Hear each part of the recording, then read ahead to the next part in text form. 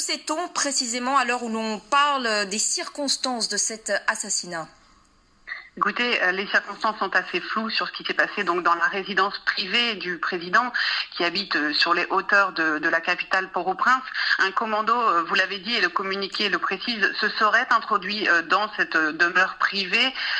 Certains seraient de langue espagnole, mais rien n'est officiellement confirmé, sauf effectivement donc cet assassinat du président par le Premier ministre qui a confirmé donc cette nouvelle, l'assassinat de Jovenel Moïse, et donc son épouse Martine Moïse est blessée et soignée en ce moment à l'hôpital. C'est un flou total dans lequel Haïti plonge aujourd'hui parce que il n'y a pas de Premier ministre en fonction. Claude Joseph est un intérim. Lundi, Jovenel Moïse avait annoncé nommer un nouveau Premier ministre en charge de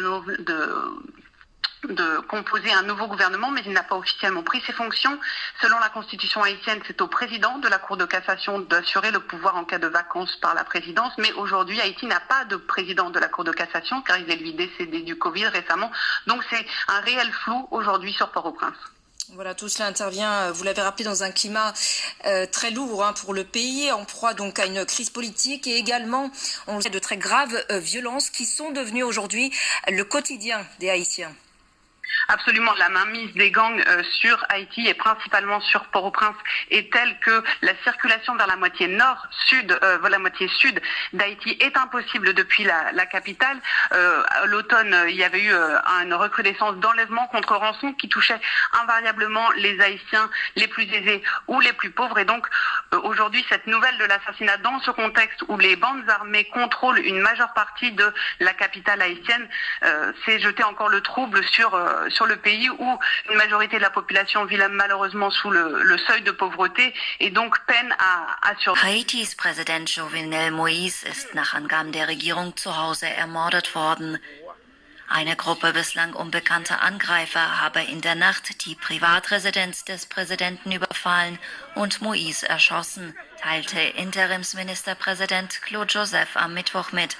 Polizei und Armee hätten die Lage unter Kontrolle. Allerdings waren in weiten Teilen der Hauptstadt Port-au-Prince Schüsse zu hören.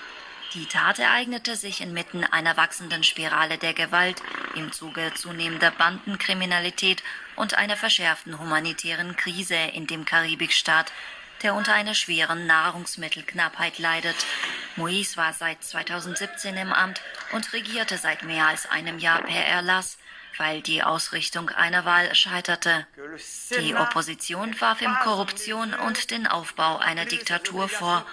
Moïse hatte die Anschuldigungen stets bestritten und auf eine Verfassungsreform gedrängt, mit der er nach eigenen Angaben für mehr politische Stabilität sorgen wollte.